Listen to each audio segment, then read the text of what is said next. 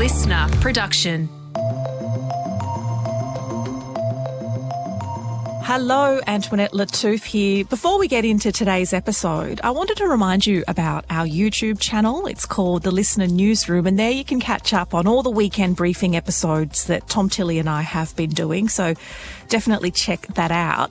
But getting to today's deep dive, well, the idea of sporting events for the queer community isn't anything new. The Gay Games, well, they've been running since 1982 with huge international success. But when it comes to Aussie football codes, you wouldn't be alone in thinking the words footy and LGBTQI+ don't really go together. But now rugby union is actively challenging that. It's a competition which brings teams from all over the world together and shows how strong rugby is and how much it's grown within the queer community over the past 20, 25 years. On today's briefing deep dive, we're talking to Ken Aver from the Sydney Convicts, and that's Australia's first gay and inclusive rugby club, to hear all about the upcoming Gay Rugby World Cup. But first, let's get into the headlines with Sasha Barber-Gatt. It is Wednesday, March 6. Morning, Antoinette. Morning, everyone. Questions remain for Football Australia after yesterday's Sam Kerr blindside. The soccer superstar and captain of the Matildas has been charged with racially aggravated harassment of a police officer in London following an incident over a taxi fare in January last year. She's pleaded not guilty and will face a 4-day trial in February next year. Now, FA had two separate press conferences yesterday in Sydney and Adelaide, which had been scheduled to announce 2 Olympic farewell matches for the women's team, but both were derailed by the news.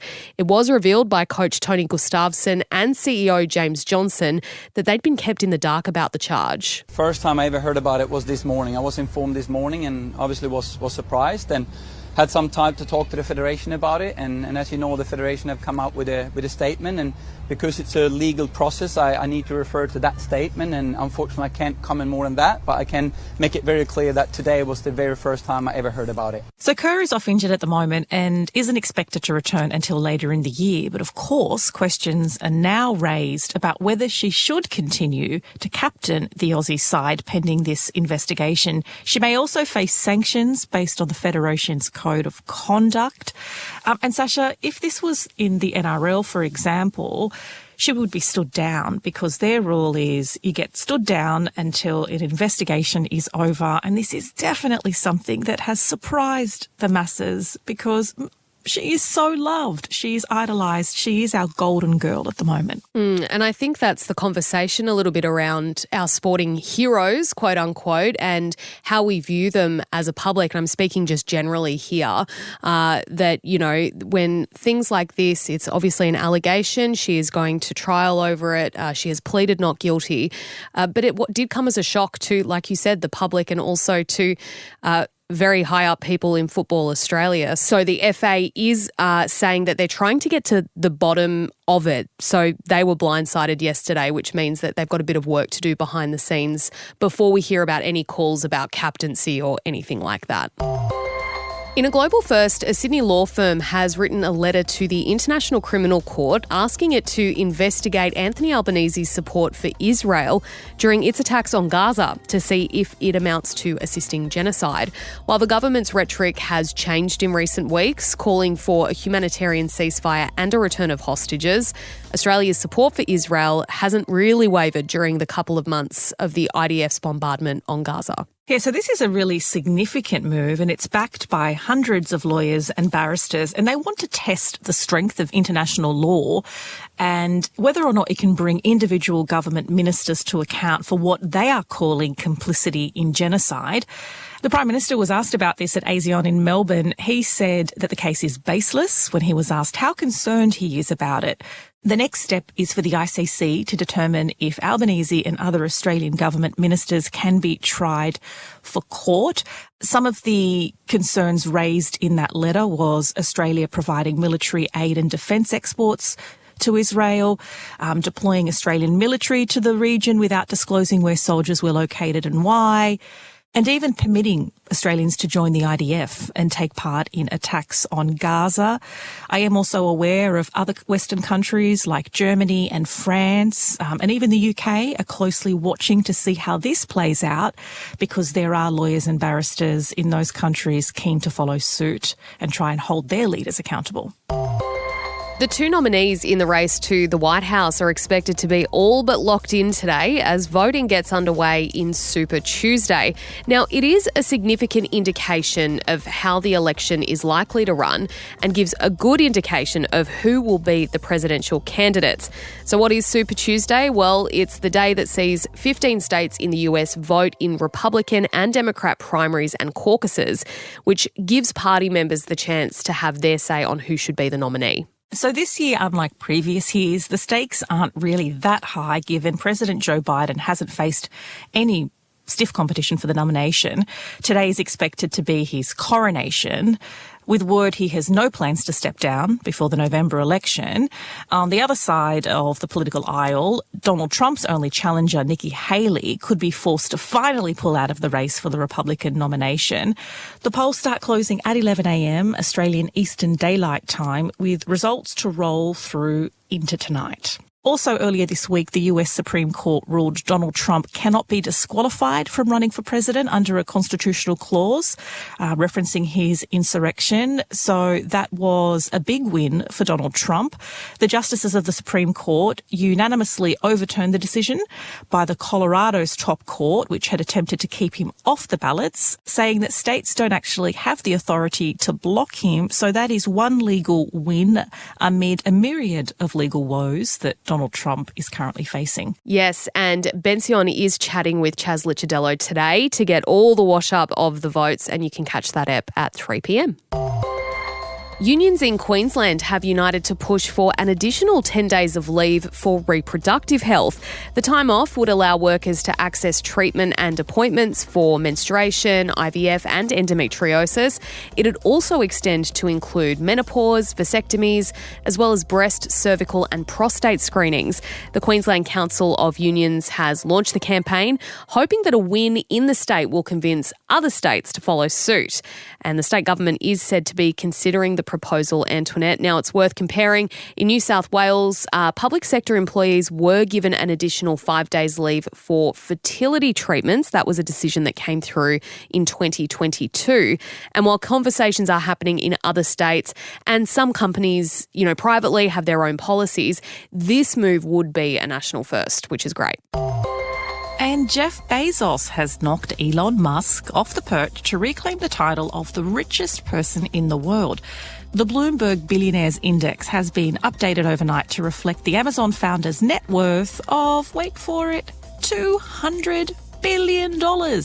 And poor Musk, he's a couple of billion behind at $198 billion. The Tesla chief has lost around $31 billion over the last year. That's because of Tesla's share price drop of 25% in recent months. And Bezos, meantime, has raked in an additional $23 billion, and that's mainly thanks to rising stock prices at Amazon. And that's despite him recently selling off $8.5 billion worth of his shares. Coming in at third is the French CEO of the luxury group LVMH, Bernard Arnault. That includes a whole bunch of fancy brands like Louis Vuitton. This is the depressing part for me, Sasha. Since 2020, the 5 richest men in the world have doubled their fortunes, and during the same period, almost 5 billion people globally have become poorer. So while hunger, hardship are a daily reality for many people worldwide, these dudes just keep getting richer. And at current rates, it will take 230 years to end poverty. But we could have our first trillionaire in 10 years. The rich get richer, hey? But just a word of wisdom, there are no ethical billionaires. So while it's an interesting story, I'm not personally celebrating it. That's it for the headlines. Coming up is Sasha's deep dive into the Gay Rugby World Cup and just how inclusive of queer communities all the various football codes really are.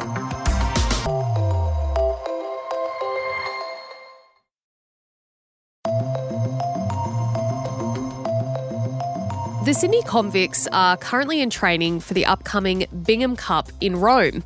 The event is colloquially known as the Gay Rugby World Cup and is a celebration of inclusivity and breaking down stereotypes.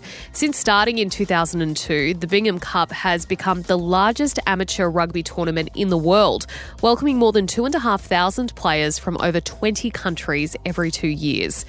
Given the ongoing conversations around transgender athletes in elite sporting competitions and the fact that there is just one openly gay player currently competing in any of Australia's major football codes, an event like this feels light years ahead in the sporting world. Joining me now to talk about the Bingham Cup and what it means is the president of the Sydney Convicts, Ken Aver. Ken, thank you for your time today.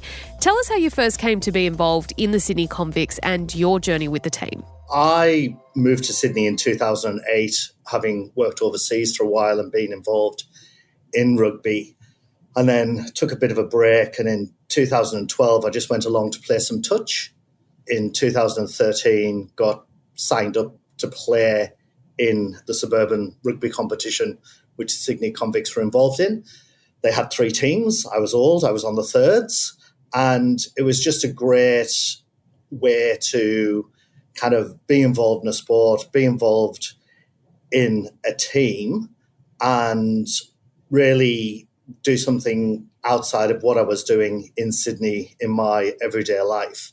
The Sydney Convicts were formed in 2004, so it's a 20th year this year, and been involved in suburban rugby from 2004 to the present day and getting ready for the season, which is starting in April of this year. Tell us about the Bingham Cup, which is happening in May this year.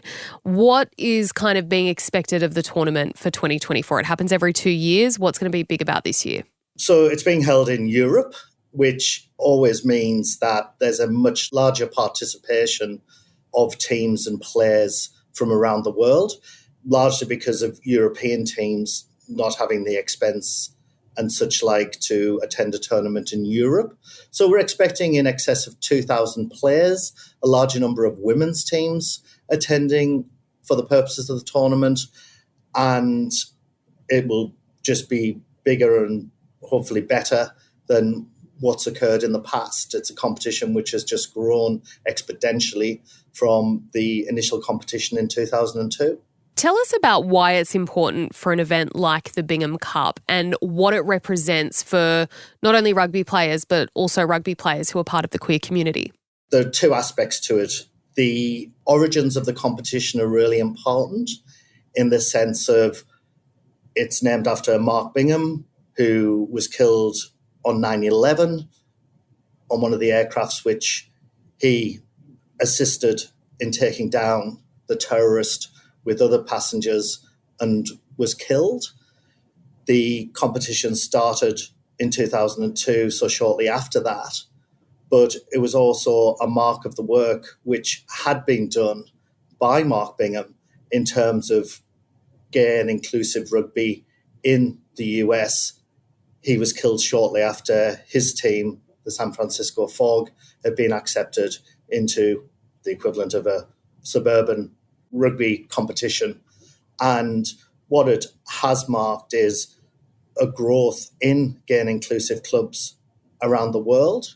It's a competition which brings teams from all over the world together and shows how strong rugby is and how much it's grown within the queer community over the past 20, 25 years. Is this a way that rugby, which doesn't do very well in Australia, particularly at the moment, is this an area where rugby is actually leading when it comes to inclusivity and, you know, supporting the queer community above other sports that maybe, you know, for example, the NRL and the AFL? Is rugby leading in this space? Well, I would say that it is, and leading amongst many, many other sports. This is probably the largest gay and inclusive competition for a single sport in the world. So there are there's the gay games and various things like that, but this is rugby union, pure and simple, and to have 2,000 players plus from around the world converging on a city is a pretty amazing feat.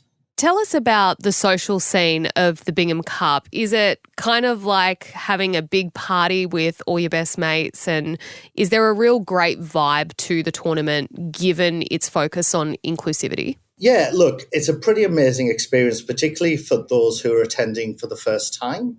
The party vibe is there to the extent that there's a really good opening ceremony, but many teams take it really seriously, particularly the Sydney Convicts, and we get a little bit of criticism for being too serious in terms of keeping the team together, keeping everyone on a short leash, and then the main social events are the opening party, which is the night before the tournament begins, and then the closing party after the competition's over and done with, where, say, for example, in Ottawa, that was held at a huge ice rink where they play ice hockey, and it's a pretty amazing experience for everyone who attends. People get to know members of other teams. People have friends that they've made from previous Binghams. People have moved around quite a lot, so they may have played for other teams. They may now play for the Sydney Convicts, and there's just a great camaraderie between everyone who's there. Let's talk about transgender competitors in sport. It's been quite an issue over the last couple of years. There have been a number of decisions made by peak sporting bodies to either stop transgender competitors in certain events or to make rulings on where they should and shouldn't be competing. Tell me about transgender athletes who are part of the Gay Rugby World Cup and what their journey has been like. So, insofar as the Bingham Cup's concerned, that's never been closed. It's always been open to all participants as, again, inclusive sport.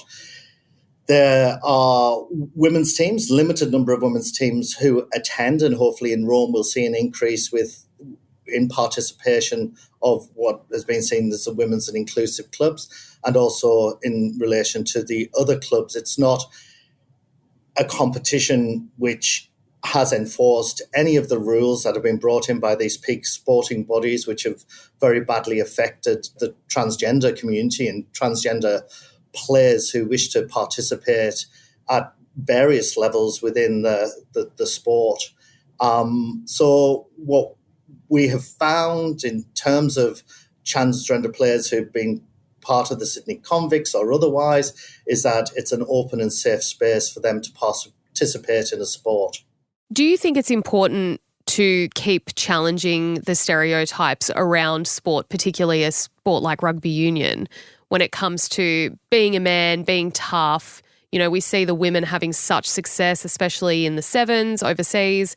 How big is this event and the Bingham Cup in relation to challenging that stereotype and making sure that we're not pigeonholing sporting players to be big, tough blokes? Yeah, look, I mean, there's plenty of big, tough blokes who play for the Sydney Convicts, and that's part of the success, particularly in suburban rugby. I think in terms of the Bingham Cup, it provides that opportunity for everyone to feel part of something. You're talking about players who are playing rugby sometimes for the first time. It's not like your typical suburban rugby club where people have played at school, they then continue on after they leave school, after they leave university and become part of a local sporting team. We, for example, last year had a large number of what we call pathway players who came through the ranks, and most of those people had never touched a rugby ball before, and now they're going to Bingham, they're playing at a highly competitive level with the assistance of our coaches and other more experienced players, and they're achieving something which they never thought they would achieve or something which they felt they may have been excluded from in the past. I think the impact is that we go to the Bingham Cup, we show how successful we can be. Sydney Convicts have won it 5 times. The closest is San Francisco Fog, who've won it twice. But we bring that and we bring it back to suburban rugby, and we show teams around Sydney that we can play rugby. You just said Sydney Convicts have won it 5 times. What's your tip for 2024? Have you got it in you again? Well, it's got to be the Sydney Convicts. We lost in the semi-final in Ottawa, and it was 7-5, so it was really close. We lost to the eventual winners, King's Cross Steelers. Well, all the best for the competition. I know you're not playing, but you're going over to support the team and to be part of the magic that is the Bingham Cup. Ken, thank you so much for joining us on the briefing today and talking to us about a competition that I think not many people would have heard of, but I think is worthy and worth having a look at. So thank you. Thanks very much, Sasha. And that is all for this morning's podcast. Thanks so much for listening. Do be sure to check back the Savo at 3. We've got a chat with the Health Minister about the vaping ban.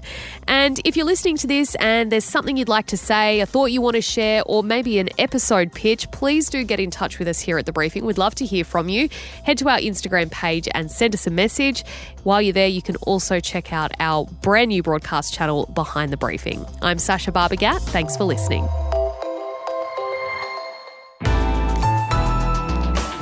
Listener.